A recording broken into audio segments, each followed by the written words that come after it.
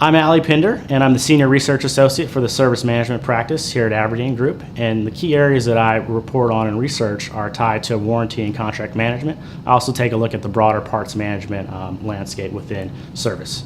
Service organizations are no longer seeing themselves as just being a cost center within the overall business. They're looking at not only being able to cut costs and contain costs within their organization, but also looking at driving increased revenues when they better service their customers. So there's three key areas that organizations need to look at when they're looking at better managing their warranty and contract management organizations. And that's tied to cost containment, profitability, and driving increased revenues through warranties and contracts, and obviously better serving their customers to increase customer satisfaction and retention.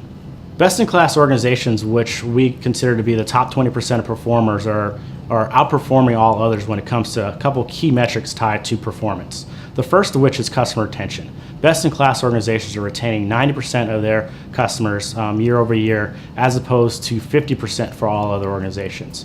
When you look at the revenue side of the business, best-in-class organizations are able to renew 90% of their service contracts year over year, as opposed to just over 40% for all other organizations. When looking at better warranty and contract management, there's some key capabilities that you need in order to perform at a best-in-class level. One of the first capabilities you need is actually having insight across the service organization into warranty and contract management data. So you want to make sure that data that you're capturing from the field can be leveraged by your product engineering team, by your marketing team, by your sales team, to be able to increase not only product quality, but also the overall service offering when you go into your customer engagements. So there are a few required actions, or a few key actions that organizations need to take in order to become best in class and move the overall service organization up the ladder so that they're a key differentiator in their business.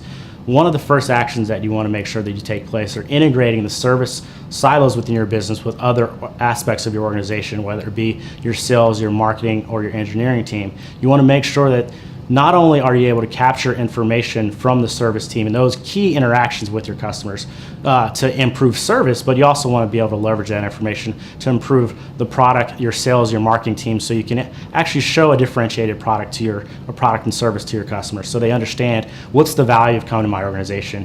As more and more products are being commoditized, you want to make sure that you're able to differentiate with your service offering to your customers and show the value of your organization beyond just a commoditized product, but we can differentiate from this value-added service that we're able to provide. You also want to make sure that periodically your manufacturing teams and engineering teams review the product and warranty data that's coming back, so they can improve the quality of the organization, the quality of the product. So it's not only that data is being captured and going into a database somewhere, but it's actually being leveraged to improve the overall product. Another key action within the organization that you want to take in place is actually having a centralized knowledge base for all the data that's coming in.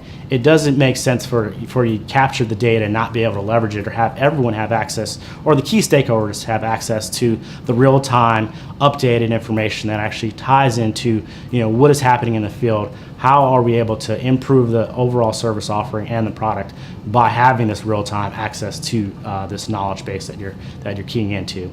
And then you also want to make sure that a key area is how are you going to sell service within your organization. So having a dedicated sales team that is knowledgeable of the service product offering, knowledgeable of the customer, and how they can leverage that value add to the overall customer base and actually sell into that. You want to make sure that you have a dedicated sales team that's incented properly to sell service contracts and extended warranties, and also be able to understand this is where the new revenue stream is going to come from in your organization. If you don't have a sales team tied to selling service, you're not going to get to that best-in-class organization where you're driving at an overall P&L, not only cost cutting and cost containment, but actually profitability.